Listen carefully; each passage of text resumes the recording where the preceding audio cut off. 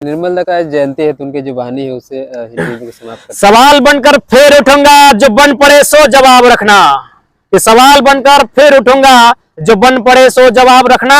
मेरा खून बेकार ना जाए, मेरे खून का हिसाब रखना। अरे अन्याय तो अन्याय है, बढ़ता है तो मिट जाता है। अन्याय तो अन्याय है, बढ़ता है तो मिट जाता है।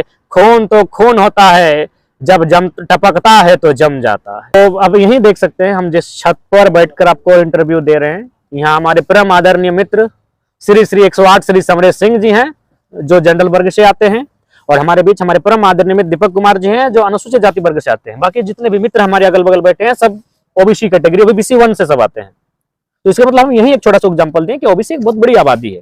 इसका मतलब हम चाहेंगे कि दीपक जी का जो हक अधिकार है सुरक्षित रहे, हमारे सिंह साहब का भी जो हक अधिकार सुरक्षित रहे। लेकिन ओबीसी एक बहुत बड़ा वर्ग आता है जिसकी आबादी आई थिंक राज्य में 54% है। उनको शून्य करना कहीं ना कहीं मुख्यमंत्री की ये गहरी साजिश है और इनकी कहीं ना कहीं बहुत ही कुठाराघात है और उनके अधिकारों का हत्या करने के बराबर है। हम तो हंसी आ रहा है कि ओबीसी तो छोड़िए, धनबाद जिला में एसटी जो मुख्यमंत्री का वर्ग है, शेड्यूल ट्राइब, उनको भी जीरो कर दिया है। पुरुष वर्ग को, हाँ हम धनबाद की ही चर्चा करते हैं, तो धनबाद की अगर चर्चा करें तो एसटी वर्ग उनको जीरो कर दिया है। अब थोड़ा सा हम लॉजिकली बात करते हैं एसटी वर्ग। चलिए एसटी वर्ग की बात करते हैं, मुख्यमंत्री एसटी वर्ग से आते हैं। अब देखिए धनबाद जिला का किस लोकेशन में एसटी वर्ग के लोग निवास करते हैं, तोपचाची। तो तोपचाची की अगर बात करें तो ये पहाड़ का क्षेत्र, गणेशपुर गांव, बेलमी गांव, गोरगोरो गांव, नेहरू का भीतर का हिस्सा, यानी एकदम पहाड़ी क्षेत्र में, यानी सुविधा नहीं है। उसके बाद कहा टुंडी का पहाड़ी क्षेत्र। अब मान के चलिए आपने शून्य कर दिया, अगर वो बाकी जो टाउनशिप में जो बच्चे तैयारी करते हैं, टाउनशिप में जो बच्चे प्रैक्टिस करते हैं, चलिए दौड़ में हमको लगता है वो सक्षम हो जाएंगे, लेकिन जैसे एग्जाम में बैठेंगे, क्या वो असुविधा के साथ अपना जीवन यापन करने वाले लोग, जो लोग टाउनशिप में रहकर तैयारियां करते हैं, बड़े बड़े अच्छे कोचिंग के स्थानों पर जाते हैं, मुकाबला कर पाएंगे? तो मुख्यमंत्री तो एसटी होकर एसटी का भी नुकसान कर दिए धनबाद जिले में। खैर वो तो कहीं मेकअप हो जाएगा, लेकिन ओबीसी के साथ ये बहुत छल कपट कर रहे हैं। अच्छा, आज शहीद निर्मल महतो जी का भी जयंती है, इसका अक्सर आप नाम लेते हैं, जनसभा की बात हो, आंदोलन की बात हो, उनके लिए आज क्या कहना चाहेंगे? उनकी जो सोच था, उनके जो विचार था, जिन्होंने अपना शहादत दिया राज्यवासियों के लिए, हक अधिकार के लिए।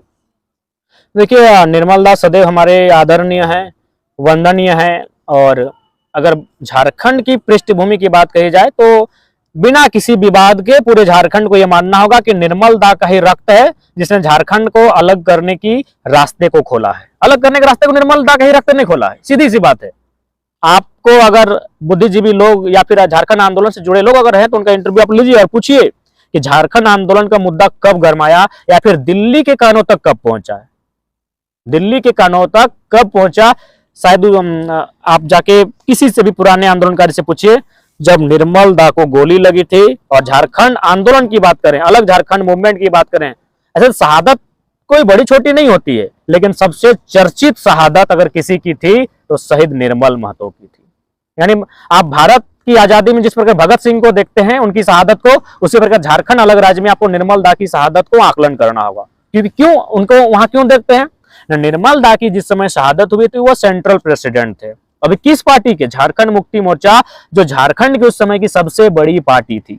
ये नहीं, अगर मान के चले आज के डेट में अगर भारतीय जनता पार्टी का सबसे बड़ा प्रेसिडेंट होगा तो जाहिर सी बात है उस चर्चा का विषय होगा। तो निर्मल दा की हत्या उस समय हुई थी जिस समय वे प्रेसिडेंट थे झारखंड मुक्ति मोर्चा के। तो इसलिए उनकी शहादत बिना किसी विवाद के, उनका ही जो रक्त है जिससे झारखंड बनने का रास्ता साफ हुआ। अगर निर्मल दा की शहादत नहीं होती तो शायद झारखंड और 20 साल बाद बनता या फिर 30 साल बाद बनता, वो हम कंफर्म नहीं कर सकते। लेकिन वो निर्मल दा का ही रक्त है जिससे झारखंड अलग राज्य बनने का रास्ता तैयार हुआ। तो इसलिए उस महापुरुष को नमन करते हैं और उनके रास्ते पर अगर युवा पीढ़ी चले तो ये भी बहुत गर्व की बात होगी। क्योंकि निर्मल दा सबसे पहले बात शराब का सेवन नहीं करते थे, निर्मल दा निर्भीक थे। एसडीओ का कहीं उनका जिम्नी में पढ़ रहे थे, एसडीओ से बकायदा वो पंगा लिए थे कि जमीन आप वापस कराते हैं या फिर हम अपने तरीके से वापस कराएं।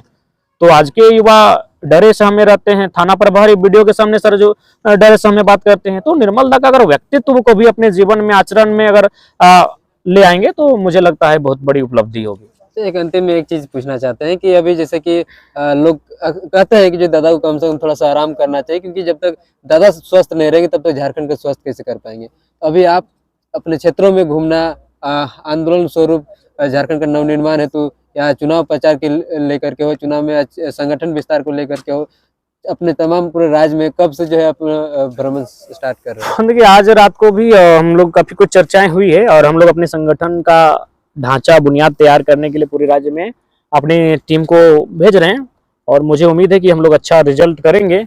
और अगर सुनिए हम लोग जीते हैं तो सदन में चर्चा होगी, अगर रिजल्ट नहीं आया तो सड़क में चर्चा होगी। हम मोदी जी थोड़ी हो जो बोलेंगे झोला उठा के चल देंगे, नहीं जी। अगर नहीं जीत पाए तो गोली खाएंगे, तो आंदोलन में किसी बैठ के, किसी धरने में, किसी एग्जाम में, किसी बंदी में बैठ के गोली खाएंगे अपने राज्य के हितार्थ के लिए। लेकिन हम लोग कहीं उठ के नहीं चल जाएंगे, ये थोड़ी बोलेंगे। जैसे बहुत सारे लीडर ये होते हैं कि अगर कोई इसको वोट ना दे, हार जाए तो हार भटा देना नहीं, तो ऐसा हम लोग बोलने वाले नहीं है। हम जनता के लिए बने हैं, जनता हमसे प्यार करे तो बदले में प्यार करेंगे, जनता अगर हमें दुत्कार भी करेगी तो भी उनसे प्यार करेंगे, उनके मुद्दों के साथ, उनके हक अधिकार के साथ हम खड़े रहेंगे। तमाम क्षेत्रों में कब से आपको देखा जा सकता है? 15 तारीख के बाद और कम से कम 20 दिन का रेस्ट चाहिए। हालांकि आप लोग काफी दूर से आ गए इसलिए इंटरव्यू भी दे देते हैं बकायदा, नहीं तो हमें वॉइस रेस्ट भी बोला गया है। तो हालांकि ऐसे बोलते हैं तो उतना सब मैंने ऊर्जा खर्च नहीं होता, लेकिन जब माइक में बोलते हैं तो ऊर्जा खर्च होता है। अच्छा एक चीज मैंने खुद नोटिस किया, अब कभी भी देखिए अब मेरा वीडियो, माइक मेरा यहाँ होता है, माइक मेरा यहाँ होता है और मेरा देखिए कितना डिस्टेंस, आप किसी लीडर को देखिए यहाँ होता है, वो बल्कि थोक थाक के सटा सटा के बोलता है। इसका मतलब देखिए एनर्जी, देखिए दूर से आवाज को, इस चीज को हमने आकलन किया कि क्या क्या एनर्जी हम लगाते हैं कि माइक यहाँ है और यहाँ कब मैंने कैच होता है और पूरे माहौल को मैंने आवाज टाइगर की तरह गूंजती है। तो इसलिए माइक से थोड़ा सा बोलने के लिए भी परहेज रहेगा, क्योंकि मेरा आदत हो चुका है कि हम माइक को यहाँ लगा के कभी नहीं बोलें, ऐसे ऐसे करके, ऐसे कभी नहीं, कम से कम डिस्टेंस में। और मैंने सीना स्टैंड, ऐसे बोलेंगे तो सीना अति हो जाता है, तो मेरा आदत रहा है सीना थोड़ा सा स्टैंड होना चाहिए जब माइक में भी बोलेंगे तो।